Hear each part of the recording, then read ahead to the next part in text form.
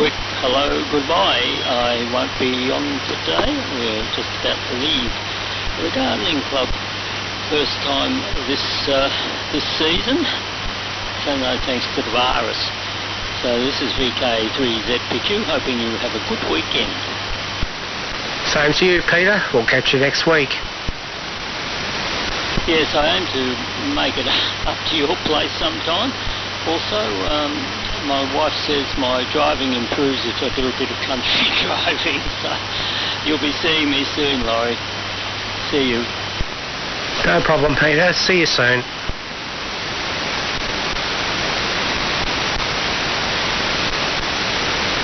Well, I think we might as well make a start. It's getting close to 11 o'clock, so this is VK3SJ for the 11 a.m. coffee break net. Any other stations wishing to join, please call in now because we are just about to make a start.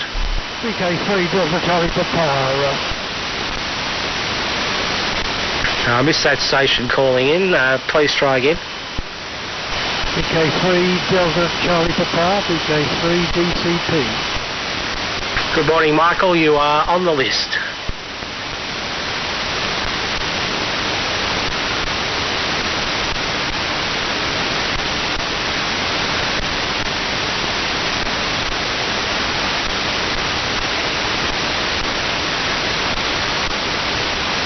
Okay, 10:59, so I think that's pretty much close enough.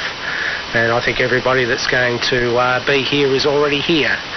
So with that, I'll kick the session off.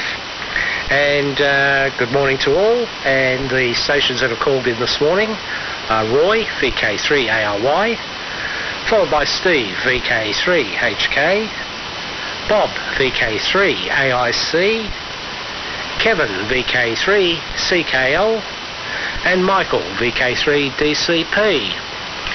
Well, good morning to everyone from Death Valley this morning. Rather cold again. In fact, every morning has now been below 4 degrees. It is more like winter than summer. Very grey, overcast outside, and we had 4 millimetres of rain overnight. It's still very damp outside, so it must have been earlier this morning. Not a lot to report from here. Note that you're not sticking around, Peter. And as I said, not a great deal happening. Good to have you back, Steve. I dare say you got plenty to tell us from your trip around the country. And hopefully you didn't have any encounters with speed cameras or anything else horrible like that. But I dare say you'll let us all know. So with that, it is over to you there, Roy. VK3ARY to take it, VK3SJ. Okay. Thanks, Laurie. VK3 Sierra Juliet. This is VK3ARY. You sound a bit hassled this morning, Laurie. Rushing around like a mad thing by the sound of it. Anyway, a very good morning to everybody on this coolish sort of a morning. The last 2 mornings I've gone out, that's today and yesterday, for my walk, and around about a bit after 7:30, I've been wearing my big heavy winter coat to keep me warm. That's how cold it is. Who said it was summer? Mind you, it'll be autumn on Monday, so that'll change the weather. It'll be nice, pleasant, warm weather. It's always warm and pleasant in autumn. And a very good morning to all our listeners out there in Radio Land, glued to their wireless sets, and to our many listeners on Paul's SDR, running the ART13 this morning, about 120 watts into the antenna, and everybody is of excellent report. Well, I don't have much to talk about this morning. I note on the news this morning that the great dictator in Springvale is going to announce reductions in our restrictions today, apparently. As I said to Steve before, the young lady who was reading the news was almost beside herself with excitement over this fact. So, watch this space. Now, that cricket, you'll be interested in this, Michael. An unprecedented event happened in the third test being played in India between India and England. the test lasted just 2 days. What do you think of that, Michael? Just 2 days. That's hardly ever happened before. And it's caused by this pitch they've got there, which, from what I can make out, seems to be made out of compressed brown dust.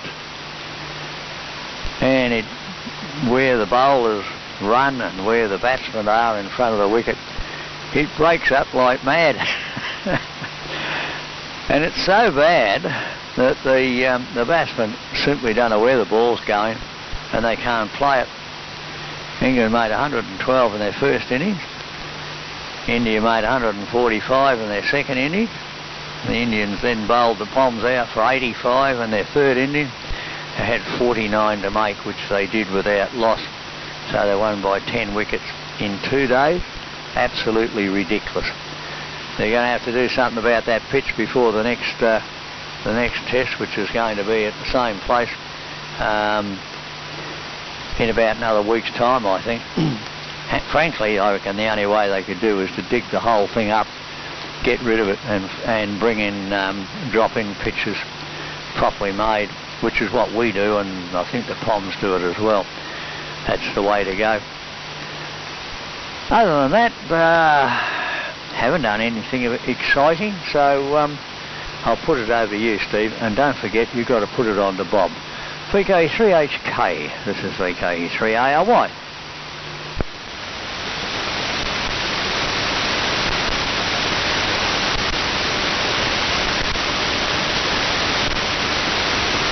Where are you, Steve?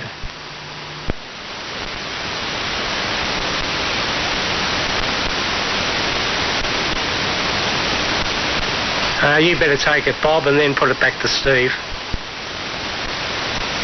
Okay. No worries, I thought he might have been upset because we had to tell him we had to put it over to all that. That's a fairly common occurrence, I guess. Good morning all, VK3ARY, this is VK3AIC. Like to hear about your trip, Steve, when you finally get around it. I'm finally back home, and it's a very miserable sort of day today, isn't it? Nary a breath of wind outside. The sky's fairly well covered. There's some birds flying around though. Wonder what the weekend's going to bring us. Then we got a long weekend the following weekend or something, I think, or a couple of weeks. I don't know what all these people are doing, not working. After not working for so long, they're actually having holidays. God heavens. Not much going on here, just poking around a bit at the moment. So, wonder if Steve's back yet. VK3HK, this is VK3AIC.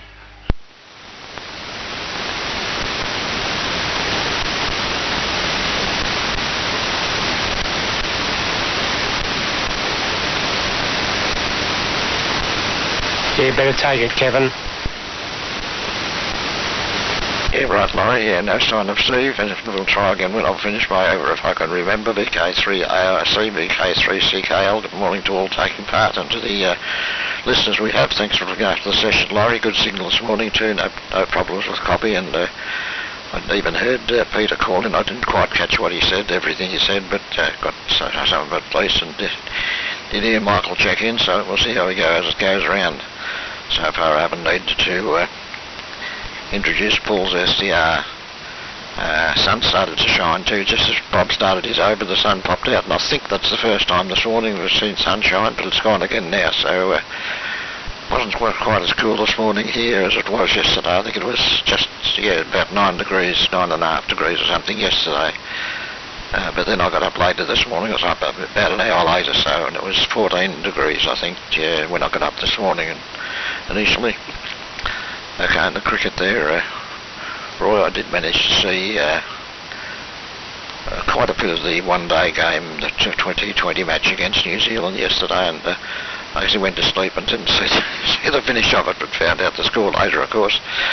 And if it hadn't been for Stoinis and Sam's who I've never heard of before. They were the only two that made a reasonable score, I think, and hadn't been for them, we would have been beaten easily, but as it happened, just lost by the four runs, and Glenn Maxwell only made 4, so if he'd even got started, we would have won the game, but anyway, we'll see what happens with the next game. Okay, and the conditions of the pitch in India.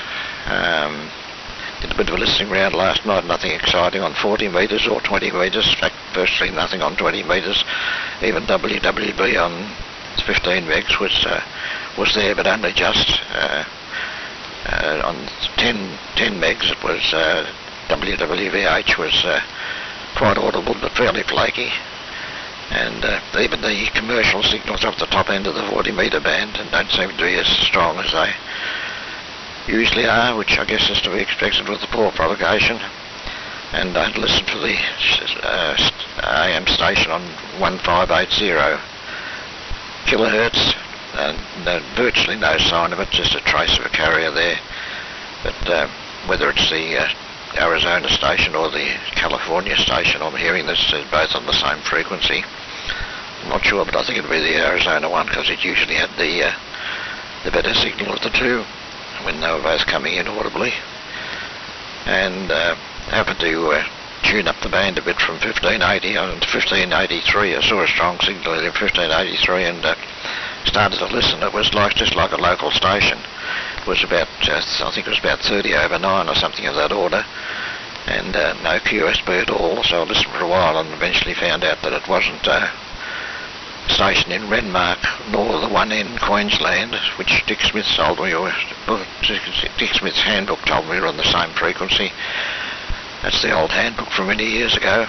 And what it is, it's SEN. I've got another outlet on somewhere around the Melbourne area on 1593. Used to be an Italian language station apparently, but they've got a lot of their sports stuff on it now, so that explained why it was as strong as it was. Anyway, haven't got much else to talk about, so over to Steve or Michael, depending who's there, VK3HK or VK3DCP, VK3CKL. Well, I'm back. This is VK3HK. I'm back in two respects. We're back from Portland, and two, I'm back from seeing my neighbour who was bringing our mail in for us. So there we are. Somewhat overcast day today with a light breeze, but I'm betting that it's going to fine up a bit.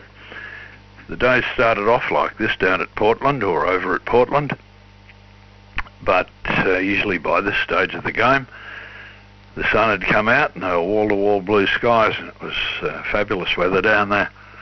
Little bit of rain, just patchy, which didn't last very long.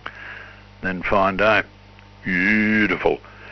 We saw the gannets, so feel very happy about that. We got a good number of other bird sightings too, so had a good time down there with my brother and sister-in-law and Glenda and myself. Stayed in some very nice accommodation. In fact, the buildings were put up in 1865, somewhere around there. Since been renovated, fortunately, but retaining the old world charm. Very, very nice indeed. What else? The magpies know we're back.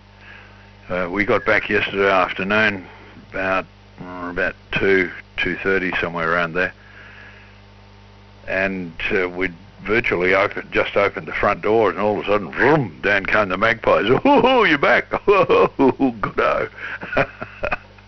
Let's celebrate. Let's have a little bit of meat. Yes, dearie me. There's one of them. I can't see. I'll stand up and have a look. It's Mr. Magpie. Very demanding. Come on, come out and give me something to eat. Yeah, so we motored down to oh, he's up on the window ledge, pecking on the window. Go away, Go and catch a worm. Dear. Motored down to Geelong. Motored down to Geelong. And we could hear most of you on the way down there, even you, Roy, so despite the fact that your lackluster antenna wasn't picking us up, I'm surprised that anybody heard us, actually, because generally the coverage is only about, I don't know, 10 to 15 kilometres at most on the 160 metre mobile. However, Drew was copying my Morse, and as I explained, we were on the freeway down to Geelong doing 100 k's, and I'm hanging onto the steering wheel with my right hand, and I've got the microphone push to talk switch in the left hand, trying to click out some Morse code. But he was able to read Geelong. I didn't want to have a prolonged conversation with him because it was a bit dicey. Anyway, good advertisement for Morse code, or for CW, full stop. CW. Okay, what time is it? They turned the power off while we were away, so my station clock is blinking on and off, saying it's 9:34 p.m, but it's not. It's 11:13. Gee, short overs so far. Now I heard Michael. I'm presuming that's DCP, so I better write in DCP after Kevin. Okay.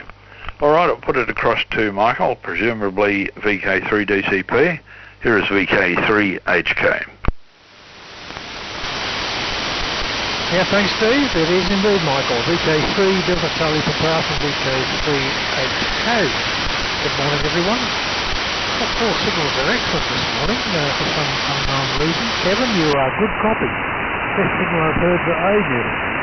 I don't know whether you've done anything to your antenna down there or whether it's just the conditions are better, but all signals are excellent this morning. Thanks for running it, Laurie. And what a bizarre cricket match, Roy, really. Incredible. And those Indian wickets can be terrible. And I quite agree with you, dropping pitch is the way to go. And although Indian cricket can't afford those sort of things, they're rolling in money, and they need to do something about it, I suspect. In addition to speak about your trip to Portland, Steve, I wondered, do you know whether the smelter down there is still in operation, and the big old power plant there? It used to be a good source of occupational asthma, and I suspect it has closed, but you may or may not know that. I'm a bit frustrated though. I thought I'd be very busy doing my first trial remote marking one practitioner's exam today. Looking at 9 o'clock, so people all lined up and waiting for the message to come through. It's not nice to let it by and nothing happened, so I eventually contacted Canberra urgently saying what's happened, and they said, oh, you're not really watching the exam today. I'm obviously bad mucked up because I was sitting on the rail and I presumed that I would be watching, but I presumed that I wasn't, and therefore I've got to pay 3 weeks until my the exam would have gone from 9 to 4 o'clock. So, pretty solid. Anyway, it'll be next time, and I hope the next time is. Training us up to be efficient remote examiners. I have my suspicion as to whether it's going to be very effective, but they want to do that to get into the backlog of people who have paid for the exam but haven't been able to sit the exam because of the COVID pandemic. That's the big pressure. Probably quite political pressure, I suspect. Okay, well, pretty short turnaround in the day, but it's back to you, Laurie, VK3 SJ to take, VK3 DCP. Okay, thanks Michael. VK3 DCP, VK3 SJ. Good signal from you, Michael. No problem at all, as I'm hearing everyone quite well today, despite the noise level. No, it looks like it might be a reasonably short session today, and Good to hear you back, Steve. I didn't know if what had happened, whether you'd lost power or not, but anyway, you're there, and that's all that really matters. Not much happening here, Roy. I'm a bit flustered. I've had to run around a little bit like a headless chook this morning. I've got some urgent things that have got to go off in the mail. And as you know, our U-View postal service that we have here is just so efficient that once upon a time they used to clear mail 3 times a day. Well, now they only clear it once, and you're probably lucky if it gets cleared at all. And but of course that's what you get for inflated prices or the cost of sending things and the great efficiency of the postal service. But I'll just have to get a few things out, and then I forgot where I put them down, having a senior's moment, so I spent half an hour trying to find where I put them. Anyway, I suppose we all do that. Anyway, let's go around again. It's back to you there, Roy. VK3ARY to take it, VK3SJ. Okay, Laurie, VK3SJ. This is VK3ARY. And thanks for doing it this morning, Laurie. The usual excellent job. Yeah, you're right about the Postal Service. One of the things that I've noticed is with their parcel delivery, if it's a big parcel, it comes by a contractor. And generally speaking, it's a bit quicker than that. But if you order something online that's fairly small and comes in a padded bag or a little box, it's delivered by the postman. And the postman only comes every now and again. Yeah, I've been waiting for some stuff now for about a week, and he turned up yesterday. And of course, he doesn't arrive. He doesn't come till next Monday now, which is 4 days.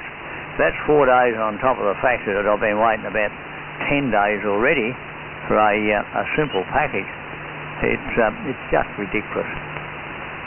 And Michael. Okay, on your exam problem, you would have thought this mob would have had the courtesy to let you know, wouldn't you? Just send you an email and say, you're not wanted today, we might want you next week or something like that. But, God, typical public service in Canberra, you wouldn't expect them to do that. Now, the cricket, I take it you haven't seen the new venue. It's been... this test and the next one are being played at a new purpose-built stadium. It is the largest cricket ground in the world. Seats 110,000 people, and it's got incredible facilities all through it for the players and everything. And even if you don't want to watch the cricket, it's well worth spending 10 minutes just having a look at this place. When they, they give an overall view of the thing. It's an enormous place. It really is. The Melbourne Cricket Ground's pretty big, but this place makes Melbourne Cricket Ground look a bit small, although I think Melbourne will take about with a bit of a push around about 100,000 people, but this place is absolutely ginormous.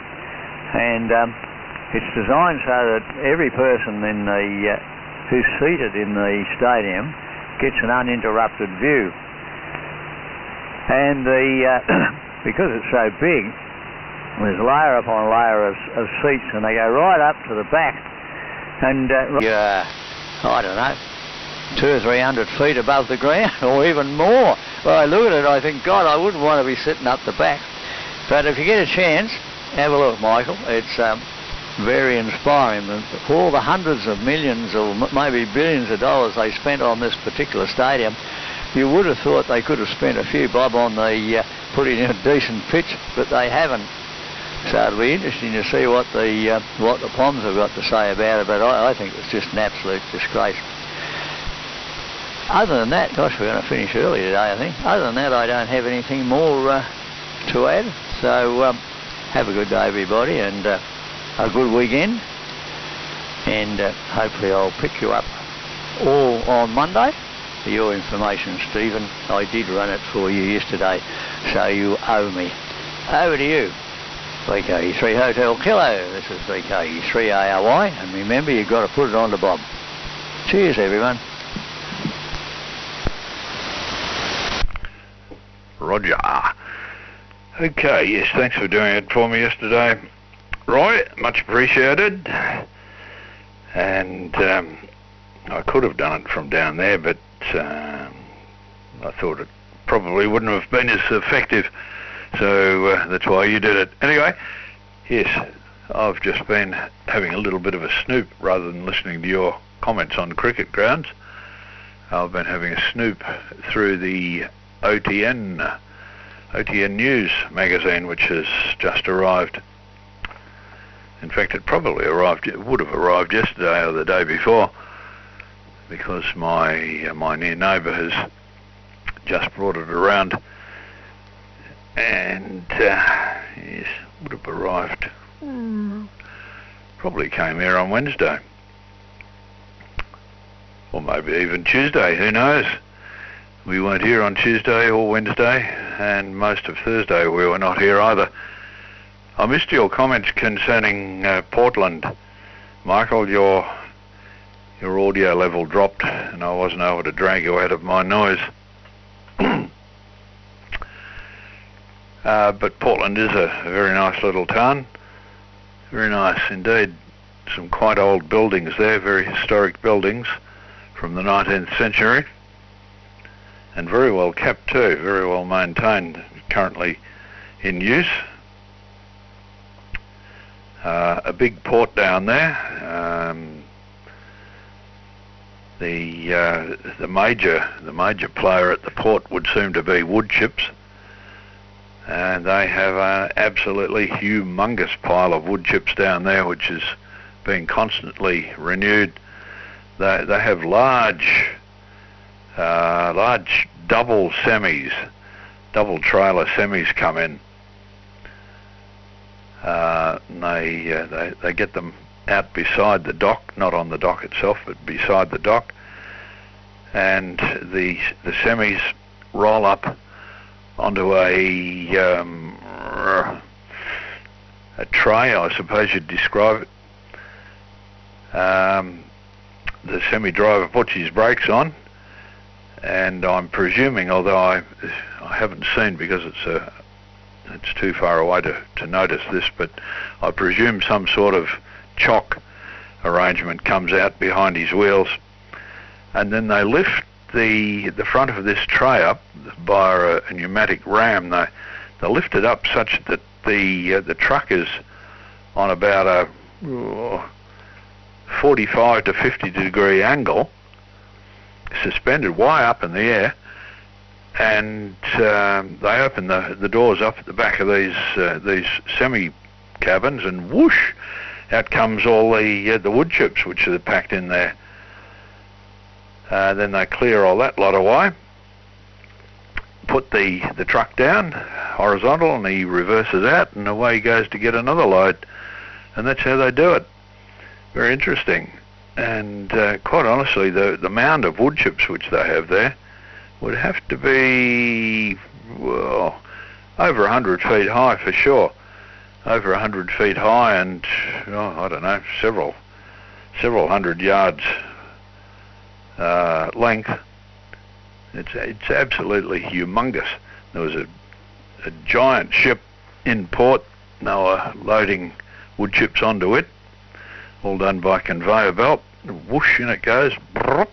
Fill it up, ram it down, fill it up, ram it down, and off it goes. So they've got that. They've got the wood chips. They also export logs, or they have been exporting logs, but most of the logs go to China, and as China are a pack of idiots at the moment, they're not taking them. So what else? They have a lot of wheat there. A lot of wheat goes through there. There's a big wheat terminal with got to be at least a dozen silos, probably 2 dozen silos there. Absolutely humongous. And of course they've got the aluminium smelter, which is going full bore.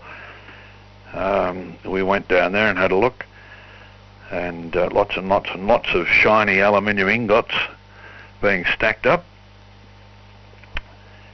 That's a thing in itself, how they pick these ingots up and roar around with them with a big tractor and place them in the keeping pens and so on. Very interesting. If you get a chance to go down to Portland, it's well worth it. Spend a day or so there, or 2 days like we did, or more. It's a big fishing place, so if you like fishing, that's definitely a place to go. So there we are. Anyway, that's enough rhubarb from me. What time is it? 11:27. Pop it across to you, Bobby. VK3AIC. Here is VK3HK. Thank you, Steve. My coffee's just arrived, thank you. And all is well up here. Okay, about your trip down that way. There's some nice things to see and do down that way, that's for sure. And of course, son, daughter-in-law and 3 Billy Lids are down at Warrnambool now. Settling in. They've been down for, what, about 3 weeks, I think. And settling into new jobs and new school and all sorts of things. So, evidently they've been quite impressed with the facilities down that way. But each place on its own has its own appeal. Like Warrnambool, Portland, Port Fairy, all sorts of places down there. Good to know that you had a good time, saw lots of boids and consumed lots of merry juice and socialised. What else would you want to do? Okay, and your comments count, and Michael, good to hear you on too. Although the audio did get down a bit at one stage. So I'll say cheers at this stage. I haven't got anything more. I'll have to go and do something and create a chat for next time. VK3CKL, this is VK3AIC. Thanks for doing it, Laurie. We'll catch you all later. Good, thanks Bob. VK3AIC, VK3CKL. Probably everyone okay except for Michael. I missed a bit. Michael's over. Tried listening on Paul's SDR, but was probably a little bit better than on my own setup, but not a full copy. But anyway, I got most of what Michael said, and everyone else all okay, no problems at all. Portland, Steve, I spent only about a day. I actually caught the train down to use one of my free train tickets down, so that was probably something like 20 years ago, and caught the train down, got there. I can't remember. Late in the evening, yeah, probably 10 o'clock at night, something like that. Stayed at a motel not far from the station, and then had a look around the place the following day, and then caught the train back again. It was quite interesting, but it was quite a while ago. I remember watching the activities on the wharf and so forth, and seeing the ugly windmills along the horizon. They're the main memories of it, I suppose. Haven't got much else from here. The sun's had another attempt at shining, but only lasted a minute or two and disappeared again. So I think the forecast was for cloud in the morning anyway, maybe for most of the day. Anyway, thanks again for looking after the session, Laurie. Cheers all round. Enjoy the rest of the day. Cheers to all listeners, amongst whom I notice are Anthony at wherever he's, I don't know if he's moved his location yet, and Gus at Frankston, so they're on the same receiver as myself. Anyway, thanks again, Laurie. VK3, no, over to Michael, sorry, VK3DCP. I'll listen very carefully this time. VK3CKL. Yeah, thank you, Kevin. VK3DCP for VK3CKL. Well, your signal was very good just then, so I'm sorry you're having difficulty with me. All noted, Roy, yes, I've seen, I guess SBS News had a feature about the new magnificent Indian cricket stadium, and I'll have another look at that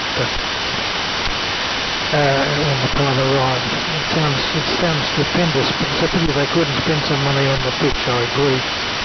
And Steve, you answered my question about Portland. I was wondering whether the smelter was still in operation, but it clearly is by the way you described things. I know Alcoa closed the Point Henry plant, and I had a feeling they were going to close the Portland plant too. Aluminium smelting was a good source of what's called pot room asthma, until I understood the significance of it all. And now it's much less. Anyway, that's beside the point. Okay, nothing more to add, I don't think. Nothing, should be on Monday, I think, yes. Look forward to that. So with that, I'll say 73 and put it back to you, Laurie. We're having an early mark this morning. VK3 SJ to take, VK3 DCP. Okay, thanks Michael. VK3 DCP, VK3 SJ. Well, just a couple of closing comments before I wind it up. One is that Drew has asked me to remind everybody that it is the Old Timers Net broadcast, 10 a.m. next Monday, being of course the first Monday in the month, I think. Yeah, I'm pretty sure it is. If it's not, just ignore my last comment, but no, I think it is pretty much next Monday that it comes on. And yes, not much else really to cover at this point in time. Thanks everybody for being there. Enjoy the weekend, and look forward to catching up with everybody again very, very soon. So with that, this is VK3SJ now formally closing the net and leaving the frequency free for those who wish to use it. Cheers to all.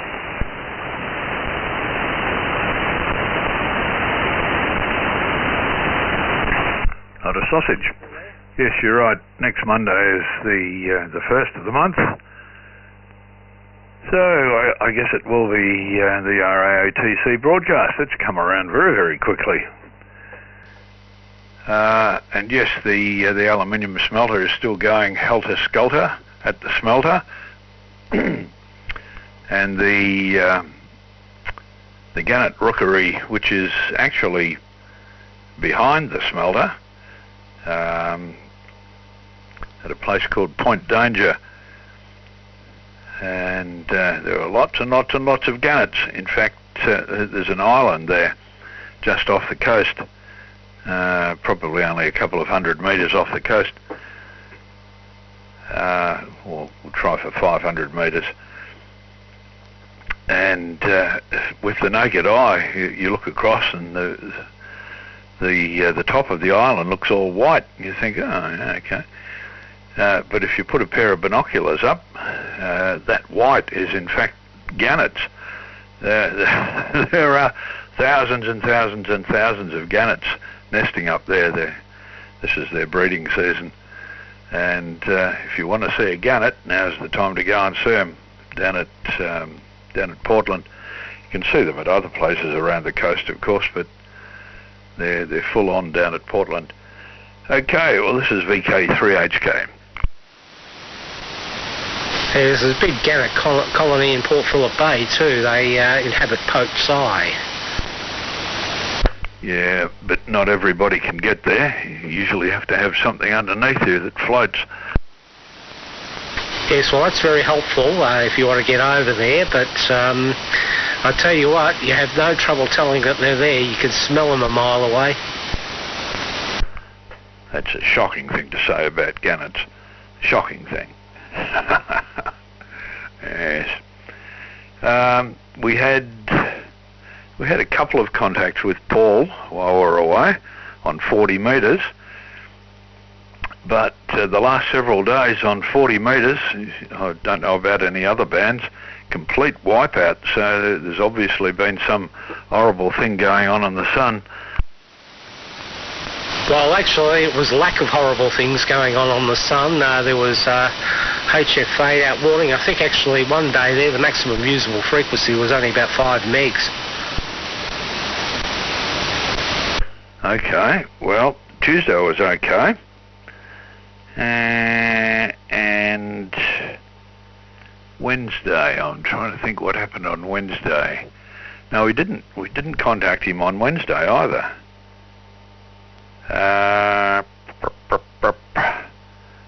We tried, he tried, I tried, but no.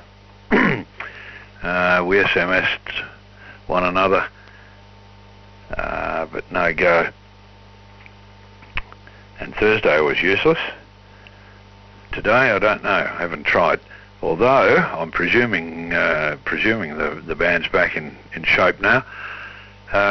I was listening just before I got out of bed. I went twiddle, twiddle, twiddle. There was a station on 9 megs.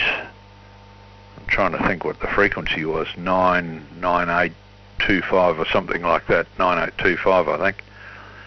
It was I looked it up. It's broadcasting from central France, and it was 20 dB over 9 here, absolutely thumping through. Might be one of their megawatt blasters that they use in that part of the world. But no, the past couple of days, the event's over now. I've just got IPS space weather up, and there was HF fade-out warnings for even valid up to yesterday. Today we've got an X-ray flux of A6, but nothing thrilling there, and no event at the moment. But certainly the last couple of days there has been an event and HF fade-out associated with it.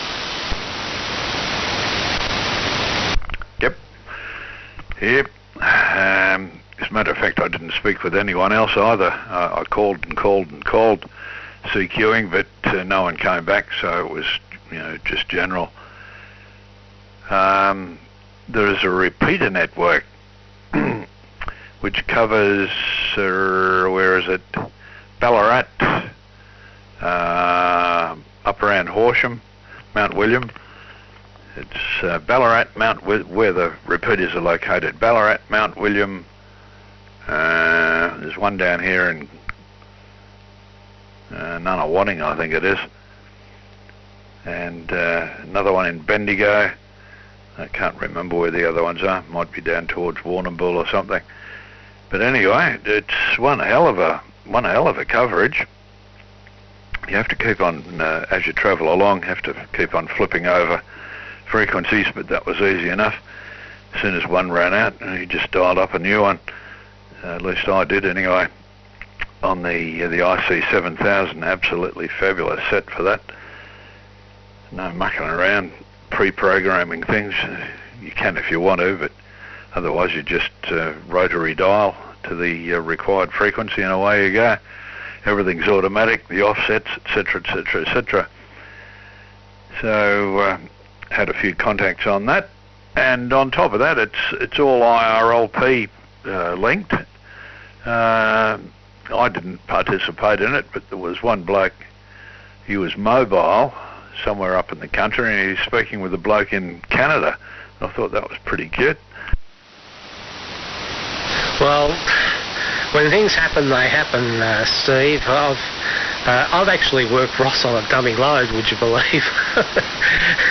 I said, Ross, you're booming in here. Or Ross says, I'm hardly hearing you, and then realised I was actually transmitting on the dummy load, and he was still hearing it. If I were you, Laurie, I'd stick on the dummy load. Must be a pretty crappy dummy load. Well, it was just an open resistor, the one that I was using out there. I've got a big one here, but it was just a bit clumsy at the time. So I took it out, and it's not encased in anything. It's just the bare resistor. But I have worked Ross on 100 milliwatts both ways, and had 20 dB over 9 contact with Ross.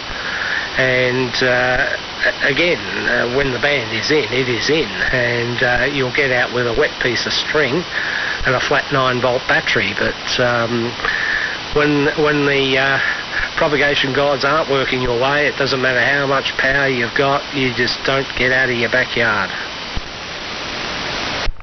Yes, I've found that. Now, this dummy load, dummy loads are not supposed to radiate. So what's going on, Laurie? Well, dummy loads are also supposed to be encased in a metal box. This one wasn't. Okay. It shouldn't be much of a radiator, though. A resistor is a couple of inches long. Dearie me. Well, given the sort of power that you're trying to dissipate, it'd probably be a couple of feet long, wouldn't it?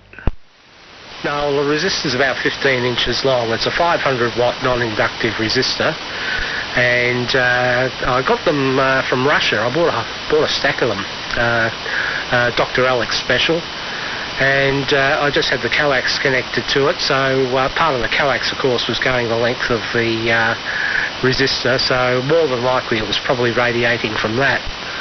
And I think there might have been about 300 or 400 watts going into it as well. Okie doke. Now we'll get off the subject of dummy loads and so on and so forth. Well, the sun came out here for about a millisecond, and the clouds come across it again. But I think, I can see it turning around, looking over towards Roy's neck of the woods, blue sky. So things are improving. We've got the wanderlust, Laurie. We've got the wanderlust again. After a couple of days away, we've decided that we definitely need to hit the road, Jack, and get the hell out of the place. Temperatures seem to have calmed down a little bit up north. Listening to the weather forecasts this morning, there was nothing extraordinarily hot going on anywhere we could see. So I think now might be a good time to get away before it gets too cold at night. When I say too cold at night, you know, you drive up past Port Augusta or so, in between Port Augusta and Alice Springs, for instance. You go the wrong time of year, and at night, mate, you know, you have nice warm days, but at night, oh dear, it might be like that Antarctic expedition. Who was the bloke? I can't think of his name now. Bird, was it Bird? No, it wasn't Bird. The English bloke, can't think of his name anyway. And his mates didn't fare too well. Got a bit cold there too. Dear me, what was his name?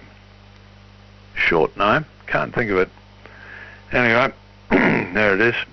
All right, well, I'm going to go and get some lunch, I think. 11:44. Definitely go and get some lunch. I might get changed too. I've got my jumper on and long jeans. I might change into my shorts. So there we are. Okie dokie, Laurie. Whip it back to you. VK3 SJ. This is VK3 Hotel Kilo. Yeah, okay, Steve. Yeah, well, we had another 3 degrees overnight again, and then the rain came, and I think that warmed things up a little bit. But every day this week, the temperature has got down to about 3 degrees at some time during the course of the night. But referring to your earlier statement, I spent a week in Andamuka, and I dare say you, as a South Australian expert, would know where Andamuka is. And that was an incredible place. It was about 45 degrees by day and about minus 45 at night. It was just unbelievable difference between night and day temperatures there. I think Cooper Pedy, in fact Unadad, and all those areas are pretty much the same. And Andamuka is near Lake Frome. It's a couple of kilometres just to the west of Lake Frome, but which is an interesting place in itself. That's that big salt lake that is there, and I'll tell you what, the water temperature in that lake is bloody hot. It's just about boiling. There's a big crust of salt over the top, and you put your hand in it and you've got salt crystals just about growing off it within about 30 seconds. But I dare say you're probably aware of those areas or have been in those areas. We've never been to either Lake Eyre or Lake Frome. We've flown over it many times, or over them. But there are heaps and heaps and heaps of salt lakes around the place in South Oz, so we know exactly what you're talking about. Yes, very interesting places. And of course, you know, if you have a very warm day, there's obviously no cloud cover, and comes the night, there's nothing to hold the heat in. Whoop! Wow! That's cold. Exactly right. Yes, sir. Dear. We a couple of times we walked out onto the salt and mucked around, but after a few times you lose interest. It's not a good environment to be in, Laurie. Not a good environment at all. No, sir. Right. Yeah. and if there's any wind blowing, you get the salt all over yourself, in your mouth, in your face, all over your clothes, and it's not good. Not good. Sun's come out again. Looking up, Laurie. It's definitely looking up.